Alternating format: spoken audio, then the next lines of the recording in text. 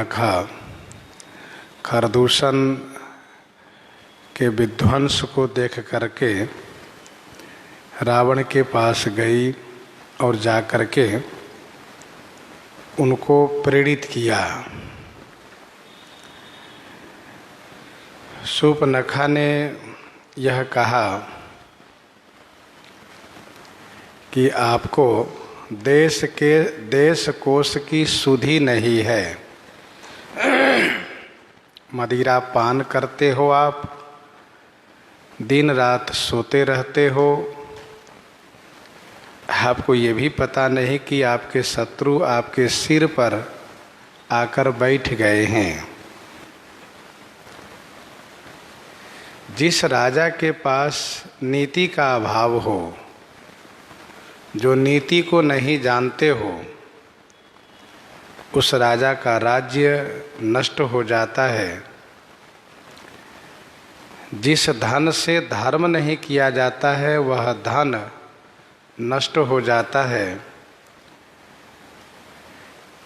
तथा जो सत्कर्म भगवान को अर्पित नहीं किया जाता है, वह सत्कर्म यूं ही समाप्त हो जाता है।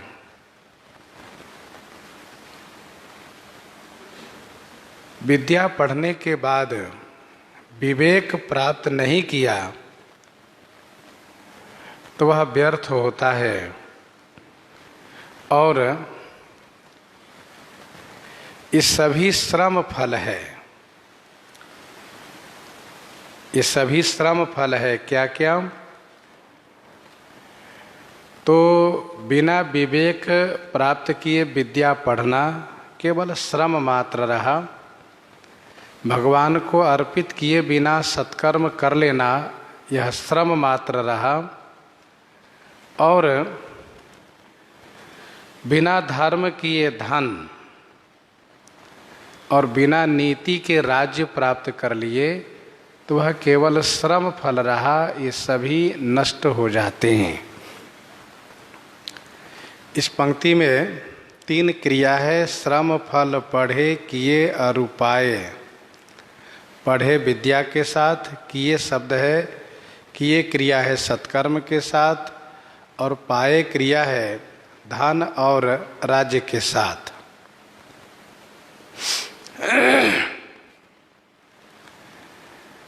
श्रम करने से यदि सफलता नहीं मिली तो श्रम मात्र ही रह जाता है।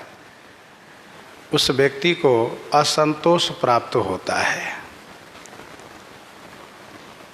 वैसे ही यदि इन सबको यह वस्तुएं प्राप्त हो गई और उससे वे लाभान्वित नहीं हुए तो उनको असंतोष प्राप्त होता है। जैसे राज्य मिला, धन मिला, चला गया तो असंतोष होता है।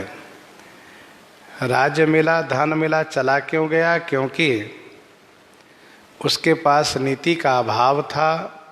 नीति नहीं वह जानता था और धर्म नहीं किया, इसलिए उसे धन राज्य गंवाना पड़ा। भगवान को बिना अर्पित किए सत्कर्म चला जाता है तब उसको असंतोष होता है कि मैंने इतने सत्कर्म किए, वह सब व्यर्थ चला गया। और इतना पढ़ाई किए और यदि विवेक प्राप्त नहीं हुआ तो असंतोष होता है कि मैंने पढ़ाई में इतना परिश्रम किया लेकिन मुझे ज्ञान प्राप्त नहीं हुआ। ये होना चाहिए। देखिए, भोजन चाहे जितना हम कर लें, वह भोजन हमारे शरीर में सुपाच्य हो रहा है कि नहीं, यह महत्वपूर्ण विषय रहता है। खूब चकाचक बढ़िया भोजन करते गए लेकिन हमारे शरीर के लिए सुपाच्य नहीं हुआ तो बाद में असंतोष होता है कि मैंने इतने भोजन में जो खर्च किए, इतने पैसे खर्च किए, इतना भोजन जो ग्रहण किए, खाए, बेकार गया वो सब। यदि शक्ति नहीं रही तो यह सब शिक्षा की बात है। मुख्य वर्णित विषय है राजनीति बिनु, और बाकी उपदेश है, शिक्षा है। संग त्यजति कुमंत्र ते राजा, मानते ज्ञान पान ते लाजा। संग त्यजति कुमंत्र ते राजा, वह जति जो जतन परायण है, जो जतन कर रहे हैं, काहे के लिए? कहा परमार्थ पाने के लिए, मुक्त होने के लिए जतन कर रहे थे, वह जति। जति माने सन्यासी, जिन्होंने सबको परित्याग करके और एकमात्र उसी प्रयास में अपने आप को लगा दिया है कि मुझे परमार्थ प्राप्त होवे। उस जति को संग पाने से और राजा को कुमंत्र, कुमंत्र माने खराब विचार, बुरी मंत्रणा के पाने से और अभिमान होने से ज्ञान और मदिरा पान करने से लाज, सब नष्ट हो जाते हैं। जति का नाश होता है संग से। संग का मतलब यहाँ अर्थ है कुसंग, क्योंकि इस प्रस्तुत प्रसंग में शूर्पणखा कहती हैं कि ये सब नष्ट हो जाते हैं। नास ही बेगी नीति ऐसी सुनी। संग का मतलब है आसक्ति।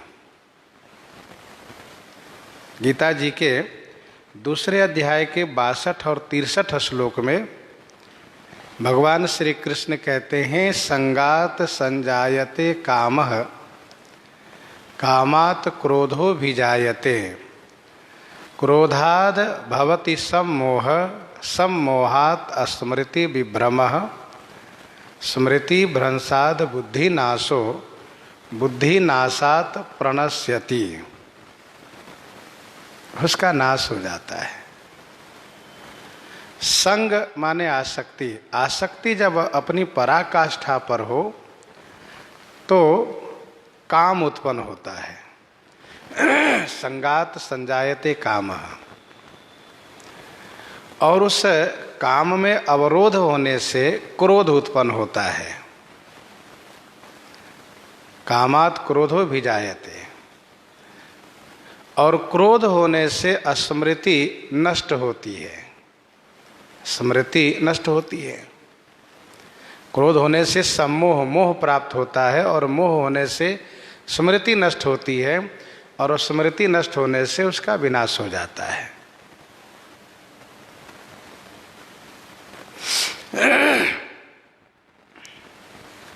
सब निर्भय जोग उपहासी, जैसे बिनु विराग सन्यासी। यदि जति में वैराग्य नहीं रहा, आसक्ति हो गई, मोह हो गया, तो वह उपहास के पात्र बन जाता है। सोचिए जति प्रपंच रता, विगत विवेक विराग। जितना वह असंग है उतना ही वह अपने मार्ग में सफल है, और जितना वह संग करता है उतना ही वह अपने मार्ग में निष्फल होता है। जति, जो जति बन करके और फिर वह गृहस्थ आश्रम में आ जाता है तो वह हंसी के पात्र बन जाता है। दोहावली 253 और 54 में गोस्वामी जी ने लिखा कि परमारथ पहचानी मति, परमारथ पहचानी मति, लसति विषय लपटानी, निकसी चिताते अधजरित मानहु सती परानी। शीस उघारन किन कहे ओ बरजी रहे प्रिय लोग, घर ही सती कहावती जरती नाह वियोग।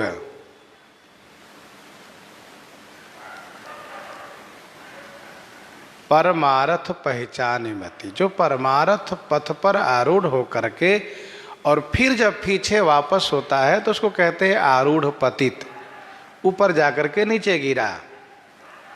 संन्यास आश्रम सर्वोपरि है, सर्वश्रेष्ठ है, श्रेष्ठतम वह पद है। वहां से पीछे आना यह उसके लिए दुर्भाग्य है और वह हंसी के पात्र होता है। पूर्व काल में जब पति का स्वर्गवास हो जाता था तो पत्नी साथ में सती होने के लिए तैयार होती थी, तो उसके परिजन लोग समझाया करते थे कि तुम सती मत हो, पति के विरह रूपी अग्नि में यहीं जलो और जीवित रहो, काहे को मरने जा रही हो। पर वह मानती नहीं थी। लोग समझावें लेकिन वह कहे नहीं नहीं, मेरे पति जब स्वर्गवासी हो गए तो फिर मैं किस लिए जिंदा रहूं, मुझे भी साथ में सती होना है। तब लोग उसे श्रृंगार करके और उन्हें ससम्मान श्मशान तक ले जाते थे। वैसे बाद में यह नियम, ये प्रथा बंद कर दिया गया और नियम यहाँ तक लगा कि स्त्री श्मशान में जाएगी ही नहीं। तो तब का ये नियम था, ये पुराना प्राचीन नियम था। कलयुग में भी कभी कभी ऐसा कुछ वर्ष पहले सुनने में आया है।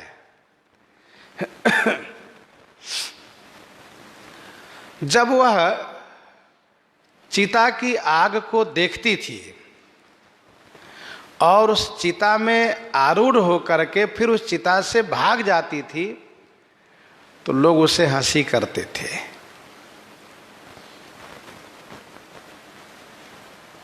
लोग कहते थे कि घर ही सती कहावती जरती नाह वियोग, काहे को गई थी फजीहत कराने के लिए। तो निकसिस चिताते अधजरित मानहु सती परानी।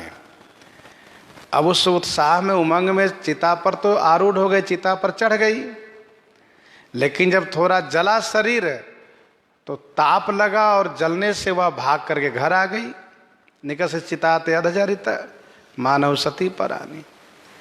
तो वैसे ही जब परमार्थ पथ पर अर्थात जब कोई व्यक्ति संन्यास आश्रम में आने का प्रस्ताव रखता है, कोई विचार रखता है, तो उसके मित्र लोग, परिवार के लोग समझाते हैं कि भजन ही तो करना है तो घर में भजन करो, बाबा बनना कोई ज़रूरी है क्या।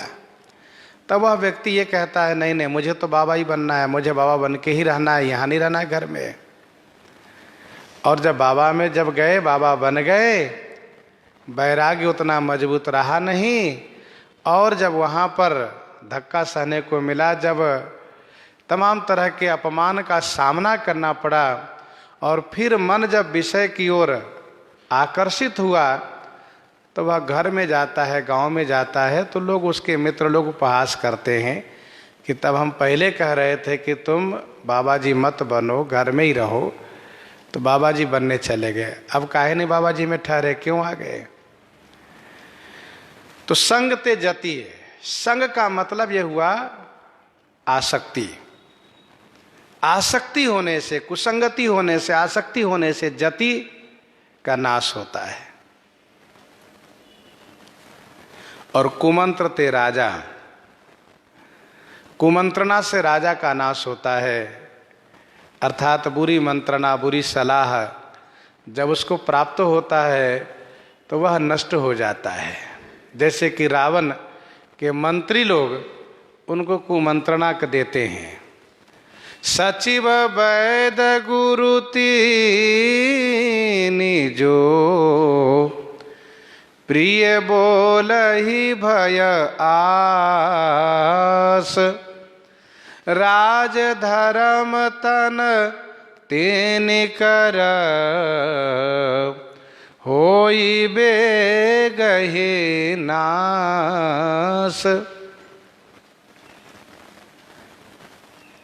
मंत्री के कुमंत्रणा से राज्य, वैद्य के ठकुर सुहाती करने से कुमंत्रणा से शरीर, और गुरु के ठकुर सुहाती करने से कि चेला जैसे खुश रहे वही हम करें, वो जो वैसे प्रसन्न रहे वही हम कर दें उनके लिए, तो उसे चेले का नाश होता है, उसका धर्म नष्ट हो जाता है।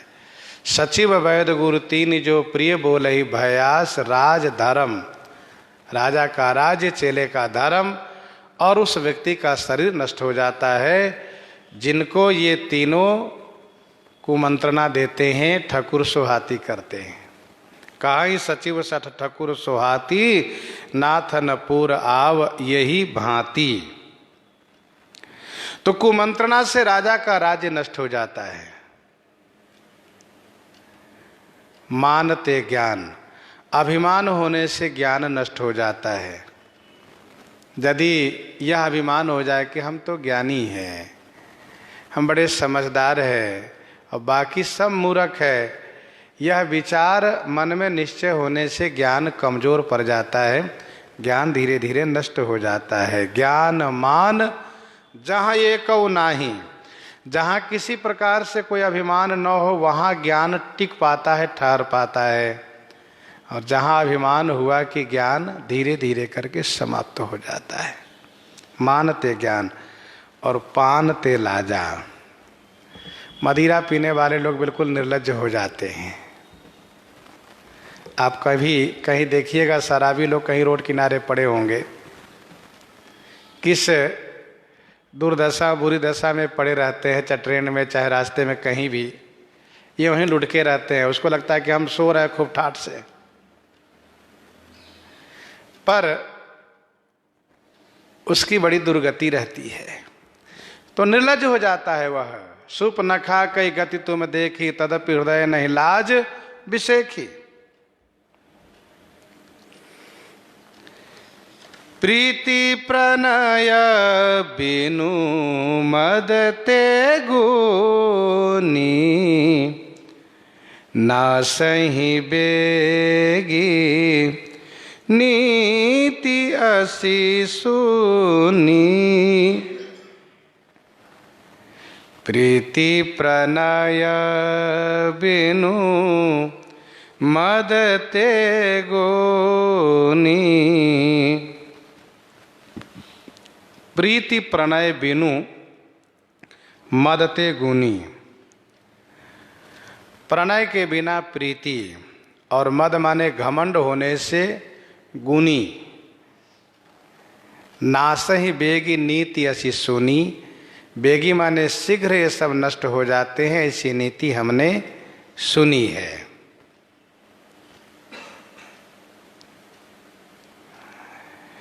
जति राजा ज्ञानी शराबी, और वह मित्र और वह गुनी नष्ट हो जाते हैं जिनमें इन वस्तुओं का अभाव हो। जैसे जति के पास सुसंग न हो, अच्छा वैराग्य न हो, राजा के पास अच्छे मंत्री न हो, अच्छी मंत्रणा नहीं मिलती हो, जो ज्ञान अभिमान रहित न हो, जिसमें अभिमान न हो, और जो शराबी शराब पीता है, और जिस मित्र में प्रणय न हो, जिस प्रीति में प्रणय न हो, और जिस गुनी में मद होवे, इन सभी का नाश होता है। प्रीति प्रणय बिनु मद ते गुनी।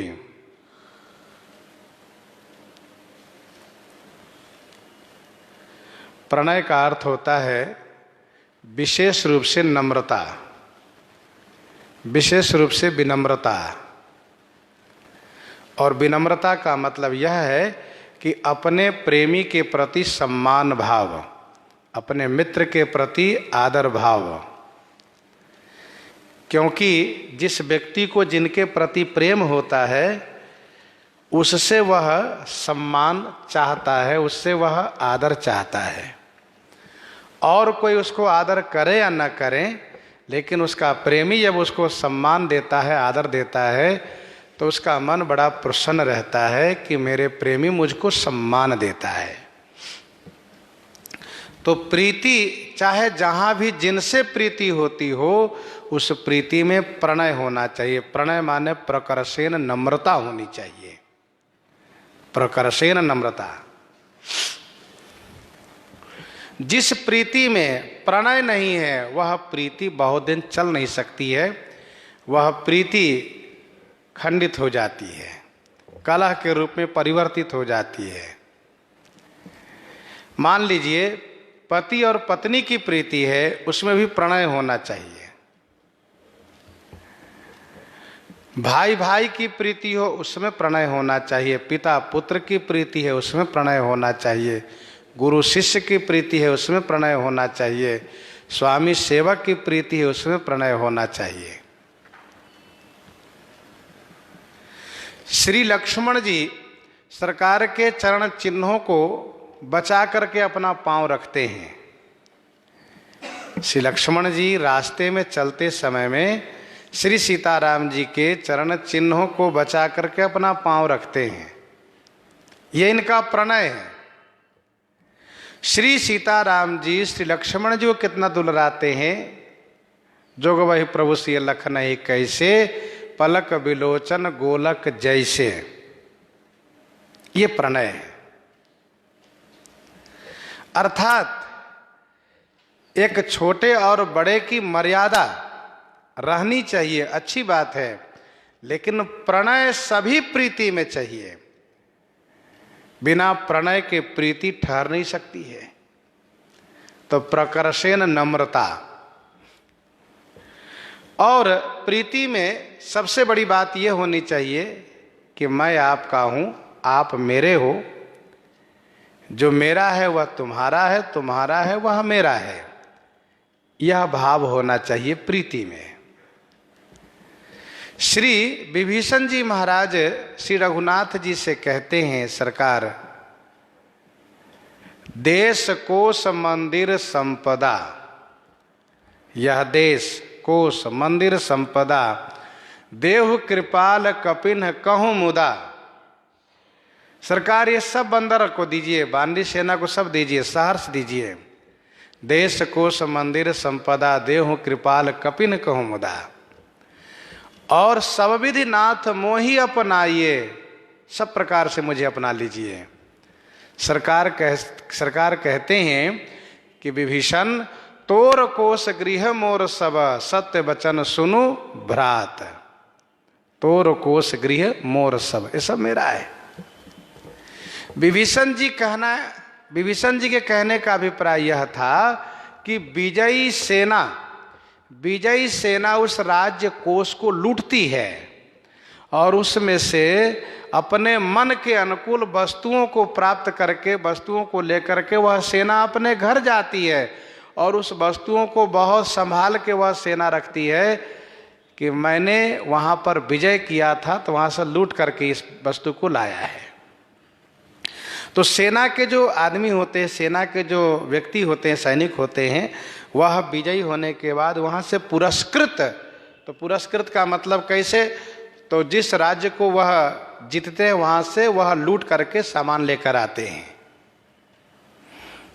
इसलिए विभीषण जी ने कहा, सरकार इन सेना को आदेश दीजिए कि सब जाकर के अपने मन के वस्तु ले लें। देश कोश मंदिर संपदा, देहु कृपाल कपिन कहूं मुदा।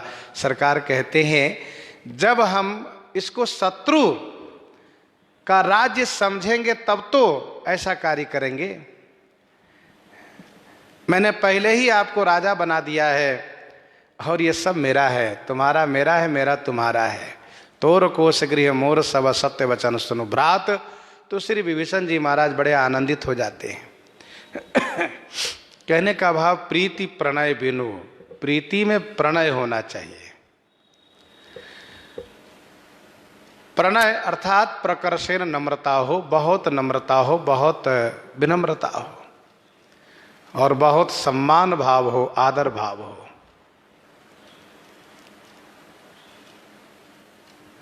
वह प्रीति फिर अविच्छिन्न रूप में चलती हैं, हमेशा बनी रहती है, और वह आदर्श के रूप में होती है प्रीति।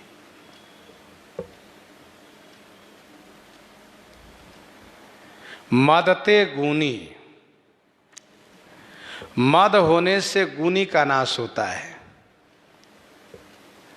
आपने सुना कि आसक्ति से जति का नाश होता है, कुमंत्रणा से राजा का नाश होता है, अभिमान होने से ज्ञान का नाश होता है, मदिरा पीने से लाज का नाश होता है। तो प्रणय के बिना प्रीति का नाश होता है, और मद माने घमंड होने से गुणी का नाश होता है।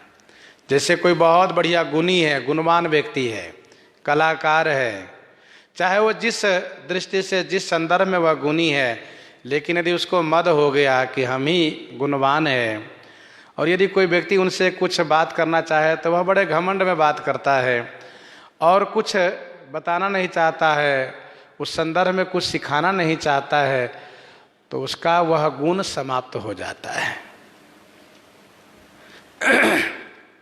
मद 5 प्रकार के होता है। जातुर्विद्या महत्वम च रूप यौवन मेव च, जातिर्विद्या महत्वम च रूप यौवन मेव च इत्यनेन परित्यज्य पंचैते भक्ति कंटकाः। जातिर्विद्या, विद्या का जातिर का मद, जाति का मद, विद्या का मद, प्रतिष्ठा का मद, रूप का मद, यौवन का मद, ये उसको नष्ट कर देता है। नासहि बेगी, शीघ्र नष्ट हो जाते हैं ये 6 लोग। हमने ऐसी नीति सुनी है, सुनी हुई बात कर रही हैं, अर्थात इन्होंने बहुत सुना है। रिपुरुज पावक पाप प्रभु अहि गनिये न छोट करी, अस कहि विविध बिलाप करी लागी रोदन करन, करी लागी रोदन करन। रिपुरुज पावक पाप प्रभु अहि गनिये न छोट करी, अस कहि विविध बिलाप करी लागी रोदन करन। रिपु शत्रु को, रुज माने रोग को, पावक माने अग्नि को, पाप को, प्रभु माने समर्थ को, अहि माने सर्प को। छोट करी न गनिए, कभी इन्हें छोटा करके नहीं गिनना चाहिए, नहीं मानना चाहिए। अस कही विविध विलाप करी रोदन करन लागे, ऐसा कह करके विभिन्न प्रकार से प्रलाप करती हुई रोदन करन लागी, रोने लगी। रिपुरुज पावक पाप प्रभु अहि गनिये न छोट करिए। इसने कहा कि इन सब को कभी छोटा नहीं समझना चाहिए। किन सबको का? इन 6 वस्तु, इन 6 लोगों को, इन 6 को कभी छोटा नहीं समझना चाहिए। शत्रु को कभी छोटा नहीं समझना चाहिए, रोग को कभी छोटा नहीं समझना चाहिए, अग्नि को कभी छोटा नहीं समझना चाहिए, पाप को कभी छोटा नहीं समझना चाहिए। प्रभु माने समर्थ, यहाँ प्रभु संबोधन नहीं है, प्रभु माने समर्थ, जो सक्षम है, उनको छोटा नहीं समझना चाहिए। अहि माने सर्प, भले सांप का बच्चा है पर उसे छोटा नहीं समझना चाहिए। शत्रु है तो वह घात में लगा रहता है, मौके की तलाश में रहता है। भले ही वह कमजोर है शरीर से, धन से, लेकिन वह समय की प्रतीक्षा करता है कि मौका मिलेगा तो मैं छोड़ूंगा नहीं, बदला जरूर लूंगा। इसलिए शत्रु को कभी छोटा नहीं मानना चाहिए। प्रताप भानु ने उस राजा को छोटा करके समझा और वही राजा उसके लिए मृत्यु के कारण बना। रोज माने रोग, कोई भी रोग हो तो उसे छोटा नहीं समझना चाहिए, उस पर लापरवाही नहीं होनी चाहिए। रोग हुआ है तो डॉक्टर से सलाह लेकर के दवा लेनी चाहिए। रोग है, क्या करेगा, वही रोग बाद में विकराल भयानक हो जाता है। पावक अग्नि, कभी कभी ऐसा होता है कि अगरबत्ती की अग्नि से पूरा महल जल जाता है। तो अग्नि को भी छोटा नहीं समझना चाहिए। अग्नि की एक चिनगारी यदि कहीं पड़ी रह गई तो धीरे धीरे वह अग्नि की चिनगारी सुलगती हुई भयानक रूप लेती है। पाप, छोटा सा पाप है, क्या क्या क्या फर्क पड़ेगा, क्या बिगड़ेगा, लेकिन वह छोटा पाप ही धीरे धीरे करके बड़े पाप में परिवर्तित हो जाता है, बड़ा पाप करने को मन हो जाता है। प्रभु माने जो समर्थ है, जो सक्षम है, जो समर्थ हैं, उनको छोटा नहीं समझना चाहिए।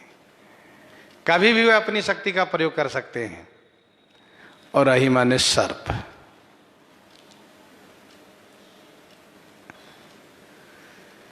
ऐसा कह करके बहुत प्रलाप करती हुई रोने लगी, बहुत जोर जोर जोर से रोने लगी, फपक करके। रोवती रावण की सभा, तात मात हाँ भ्रात।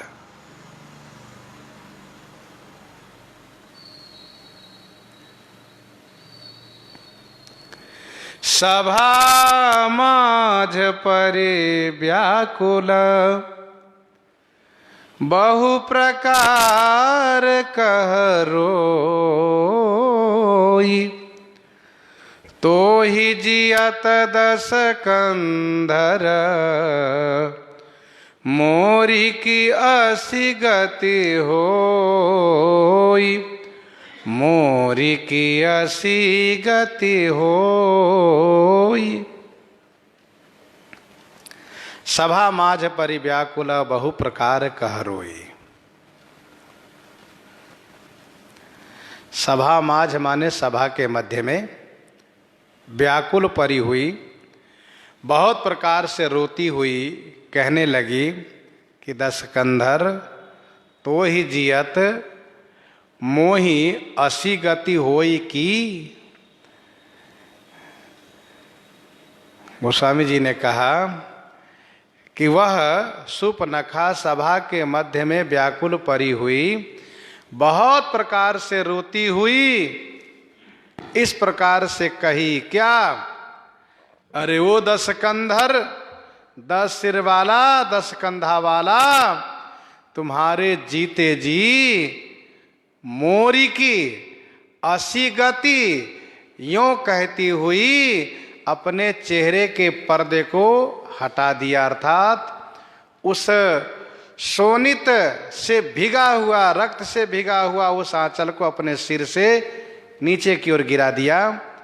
और तब उसका नाक कानहीन चेहरा सबने देखा।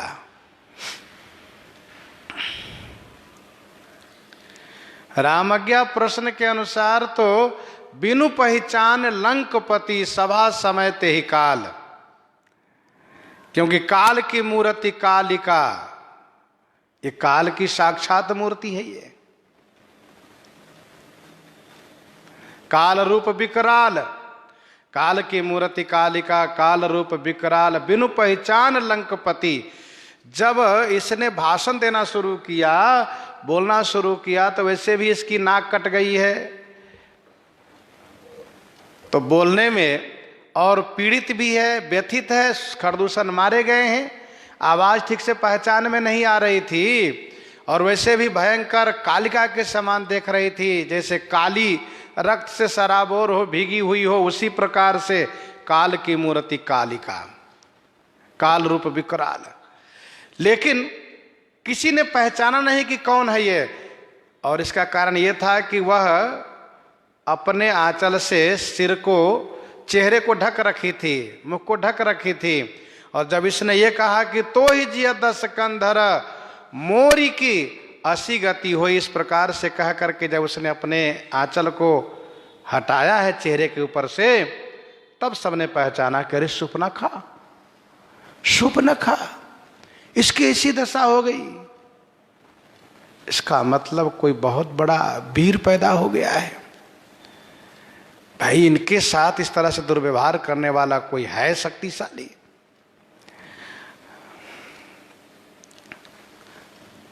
मानो सुपनखा ने कहा कि तुम जैसे 10 कंधर भ्राता के रहते हुए तुम्हारी बहन को एक कंधर वाला, एक सिर वाला व्यक्ति ऐसी दुर्दशा कर दे, तुम्हें धिक्कार है। या तो उसे प्रतिशोध लो, बदला लो, या तो मर जाओ तुम। इस प्रकार से कहा। सभा माझ परि व्याकुल बहु प्रकार कह रोई, तो ही जियत 10 कंधर मोरी की असी गति होई, मोरी की असी गति होई। ध्यान रखिएगा, वो रो रही बार बार, बहुत चिल्ला रही है और यही कह रहे तात माथा भ्रात, रोबत रावण की सभा तात माथा भ्रात, रो रही है। सुनत सभासद उठे अकुलाए, समुझाए गए बाँह उठाए। सुनत सभासद उठे अकुलाए। सुनते ही सभासद अकुला उठे, व्याकुल हो उठे और बाँह पकड़ करके सुपनखा को सभासदों ने उठाया और समझाया। समझाई गई बाँह उठाई, अर्थात बाँह पकड़ करके उठाते हुए समझाया कि आपकी ऐसी दशा जिसने की है उसको महाराज रावण समाप्त कर देंगे। आप धीरज रखिए, आप तो दशानन की बहन है, आप क्यों इस प्रकार से चिंता करती हैं? जिसने आपके साथ ऐसा खिलवाड़ किया है उसको शायद पता नहीं है कि दशानन है, दशानन की बहन हो आप। अब दशानन के पास आ गई हो तो समझ लो कि उसका अंत हो गया, वो समाप्त हो जाएगा। गोस्वामी जी कहते हैं सभासद अकुला उठे, व्याकुल हो उठे। क्यों? क्योंकि सभासदों को मन में भय हो गया। श्रीमद् वाल्मीकि रामायण में वेश बदल करके सुपनखा श्री राम के पास नहीं गई है, अपने स्वस्वरूप में गई है और उसने विवाह का प्रस्ताव रखा है, अपना परिचय भी दिया है। मानस कल्प की कथा में वेश बदल करके गई है, रुचिर रूप धरि प्रभु पहि जाई, तब इन्होंने विवाह का प्रस्ताव रखा है।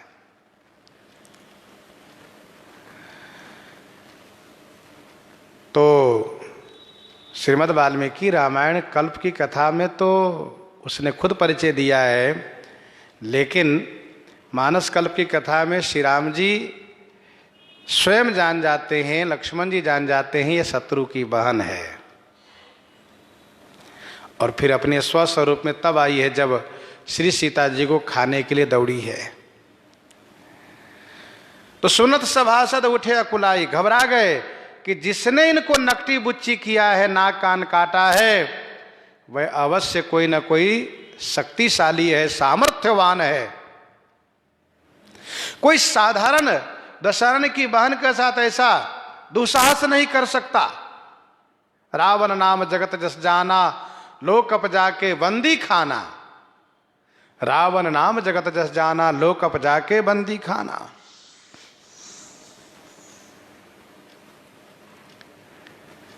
बाँह पकड़ करके सबने उनको उठाया, समझाया।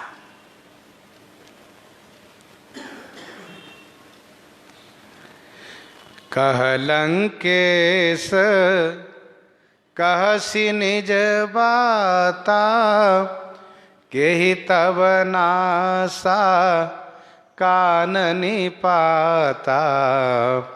कह लंकेश कहसी निज बाता।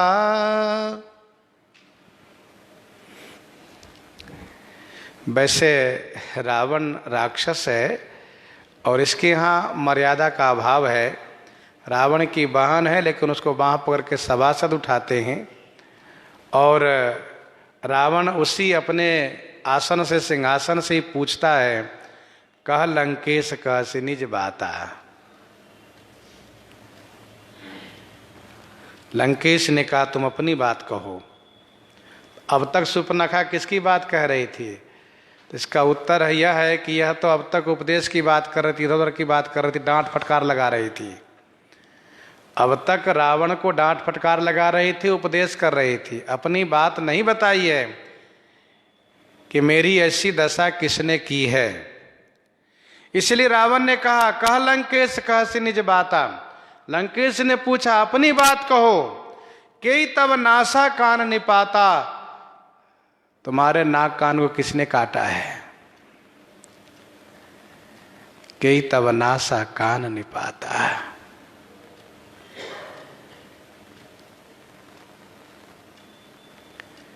नाक कान को किसने काटा है?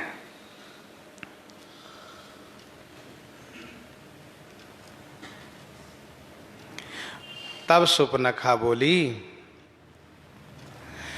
अवध नृपति दशरथ के जाए, पुरुष सिंह बन खेलन आए। अवध नृपति दशरथ के जाए, पुरुष सिंह बन खेलन आए। अवध नृपति दशरथ के जाए, पुरुष सिंह बन खेलन आए। अवध नृपति अयोध्या के राजा श्री दशरथ जी के जाए माने पुत्र, पुरुष सिंह, पुरुषों में सिंह है, वन खेलन आए, वन में शिकार खेलने आए हैं।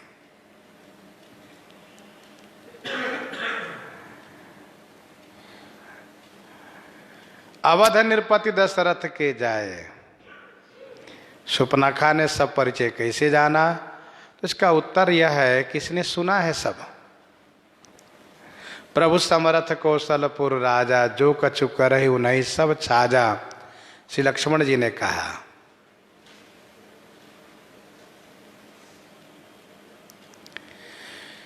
वन में खेलने आए हैं, वन में खेलने आए हैं, यह कैसे जाना? तो कहा श्री राम जी से जो इन्होंने सुना है कि हम क्षत्रिय मृगया वन करहि, तुमसे खल मृग खोजत फिरहि। अच्छा, सुपनखा के मन मस्तिष्क में श्री राम जी ही पुरुष सिंह है, श्री राम लक्ष्मण ही दोनों पुरुष सिंह है, बाकी सब गीदड़ है। श्री राम लक्ष्मण ही पुरुष सिंह है। कहने का अभिप्राय यह है कि सुपनखा के हृदय में श्री राम लक्ष्मण दोनों की छवि बैठ गई है, दोनों पर आसक्त हो गई है, और आसक्त होने के नाते सुपनखा की निगाह में दोनों पुरुष सिंह है, पुरुषों में श्रेष्ठ हैं। वन खेलन आए, वन में शिकार खेलने आए हैं। एक संत जी इसका ऐसा भी अर्थ कर रहे थे, और बड़ा सुंदर अर्थ उनका भी था। इन्होंने कहा, अवध नृपति दशरथ के आए। अयोध्या नरेश महाराज दशरथ जी के पुत्र हैं, जो पूर्व काल में, पूर्व युग में पुरुष सिंह थे और वन खेलन बने थे, वही मनुष्य बन करके आए। पूर्व काल में, पूर्व युग में पुरुष सिंह थे, पुरुष सिंह माने नरसिंह थे। नरसिंह बन करके जिन्होंने हिरण्यकश्यप को मारा था, और वन खेलन, वन माने जल, बांध्यो वन निधि नीर निधि जलधि सिंधु बारिश। तो वन में खेलने वाले, जल में खेलने वाले कौन? बाराह, जिन्होंने बाराह रूप लेकर के हिरण्याक्ष को मारा था। तो जिन्होंने पूर्व युग में, पूर्व काल में हिरण्यकश्यप और हिरण्याक्ष को मारा था, वही आए हैं, दूसरा कोई नहीं है। पुरुष सिंह वन खेलन आए, ये दूसरे अर्थ में है।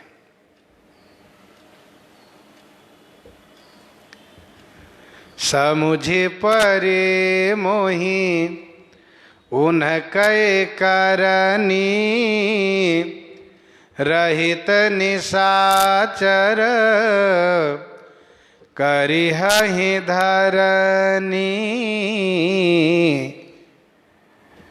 समुझि परि मोहि उनकै करनी, रहित निशाचर करिहहि धरनी। मोहि उनकै करनी समुझि परि, मोहि मुझे उनकी करनी समझ में आ गई, मुझे उनकी करनी समझ में आ गई। क्या? धरनी निशाचर रहित करिहहि। धरनी माने भूमि को निशाचरों से रहित कर देंगे। रहित निशाचर करिहहि धरनी। समुझि परि मोहि उनकै करनी, रहित निशाचर करिहहि धरनी। रावण के सामने कह रही है, वे ऐसे पुरुष श्रेष्ठ हैं, नरसिंह हैं, वैसे नर श्रेष्ठ हैं कि लगता है कि वे राक्षसों को बिल्कुल समाप्त ही कर देंगे। क्या प्रमाण है? का बहुत बड़ा प्रमाण है।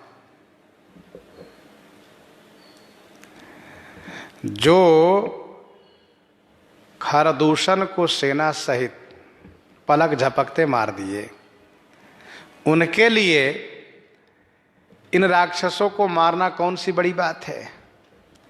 तो उनकी करनी मुझे समझ में आ गई कि वे धरनी को राक्षस से रहित कर देंगे, क्योंकि उन्होंने कहा भी, हम क्षत्रिय मृगया वन करहि, तुमसे खल मृग खोजत फिरहि। मारेंगे जरूर। जिन कर भुज बल पाई दसानन, जिनके भुज बल पाई दसानन, अभय भये विचरत मुनि कानन, जिन कर भुज बल पाई दसानन, अभय भये विचरत मुनि कानन। दशानन, जिनकर भुजबल पाई, जिनके भुजा के बल पा करके मुनि लोग अभय हो गए हैं, निर्भय हो गए हैं, और निर्भय होकर के कानन माने जंगल में विचरण कर रहे हैं। अब कहते हैं काहे का डर, कौन राक्षस आवे जिसकी हिम्मत हो, हमारे श्री रघुनाथ जी वन में आए हुए हैं, उनको मार डालेंगे। आवे बिल्कुल ललकार रहे हैं, वे लोग घूम रहे हैं वन में। जिनकर भुज बल पाए दशानन, अभय भय। जो अब तक डरा करते थे, बाप रे राक्षस, कहीं राक्षस ना आ जाए, देखत यज्ञ निशाचर धावहि, करहि उपद्रव मुनि दुख पावहि। जो हमेशा डरते थे वह अब निर्भय हो गए हैं और जंगल में विचरण करते हैं। जब ते राम किन्ह तह वासा, सुखी भय मुनि बीती त्रासा। जब रघुनाथ समर रिपु जीते, सुर नर मुनि सबके भय बीते। अभय भये विचरत मुनि कानन, देखत बालक काल समाना। परम धीर धन्वी गुण नाना, देखत बालक काल समाना। परम धीर धन्वी गुण नाना।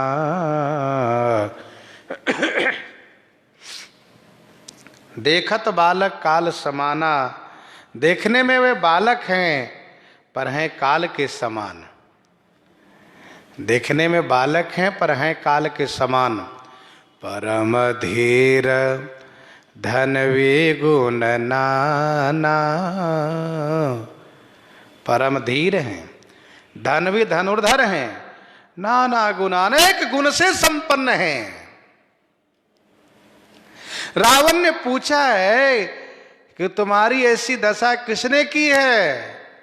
तो नाम न लेकर के उनके पौरुष को, उनके सौंदर्य को, उनके गुणों को वर्णन कर रही हैं। इसका कारण क्या है? क्योंकि इनका मन उन पर विमोहित हो चुका है। इसलिए देखत बालक काल समाना, देखने में तो बालक लगते हैं लेकिन काल के समान है। यद्यपि मनुज धनुज कुल घालक, मुनि पालक, खल सालक बालक स्वयं कहते हैं। देखत बालक काल समाना, वह काल जो सबको भक्षण करता है, किसी पर दया नहीं करता है। अग जग जीव नाग नर देवा, नाथ सकल जग काल कलेवा। ऐसे काल,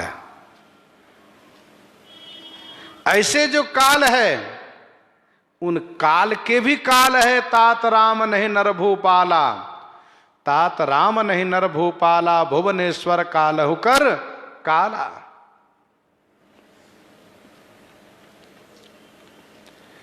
परम धीर सूपनखा,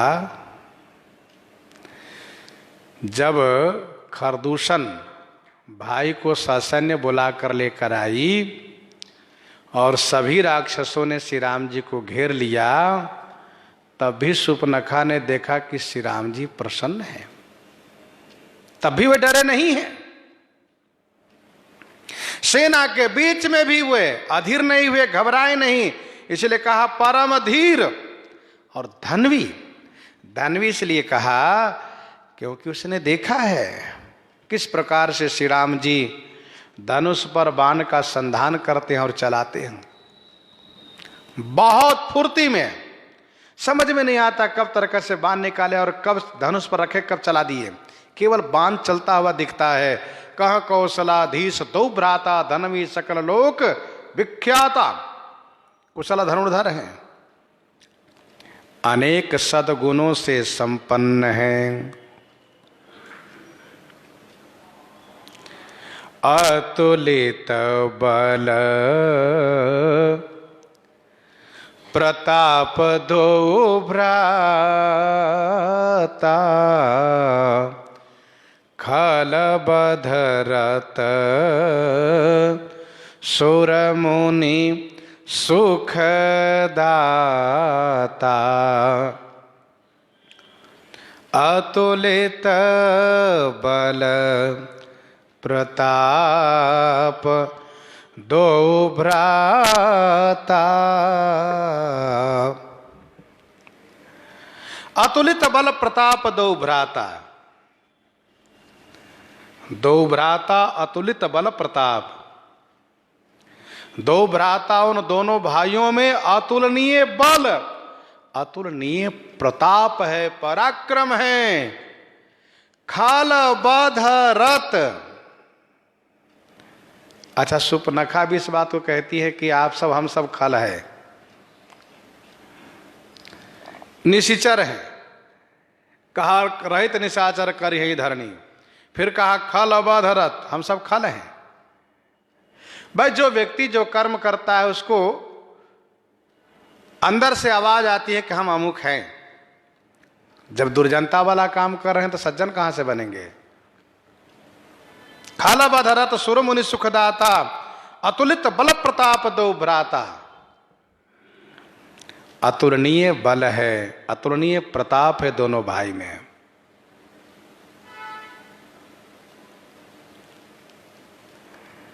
देखा है सूपनखा ने। लक्ष्मण यति लाघव सो, नाक कान बिनु कीन, ताके कर रावण कह मनो चुनौती देन। इस प्रकार से देखा है। अतुलित बल देख ही परस्पर राम करी संग्राम, रिपुदल लड़ी मर्यो।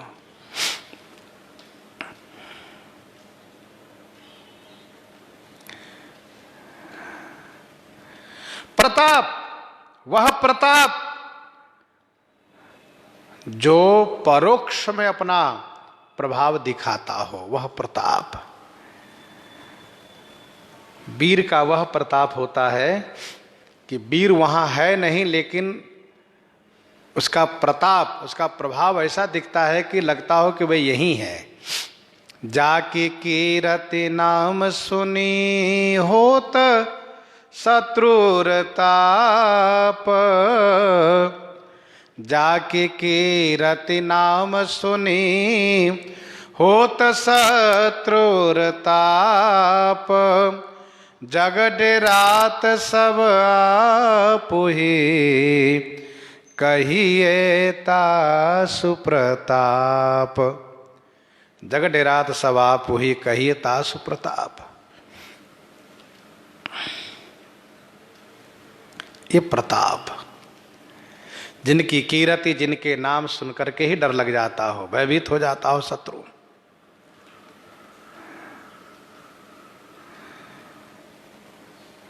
श्री परशुराम जी का प्रताप है, गर्भ सर्वहि अवनि पर अवनि, सुनि कुठार गति घोर। रावण का प्रताप है, गर्भ सर्वैश्वर निश्चर नारी। हनुमान जी का प्रताप है, समझत जासु दूत कई करनी, सर्वहि गर्भ रजनिश्चर धरनी। श्री राम जी का प्रताप है कि जयंत को किसी ने बैठने तक को नहीं कहा। खल बध रथ, खलों को वध करने में रत माने अनुरक्त है, तत्पर हैं। स्वयं उन्होंने कहा है कि यद्यपि मनुज दनुज कुल घालक, मुनि पालक खल सालक बालक। सुर मुनि सुखदाता,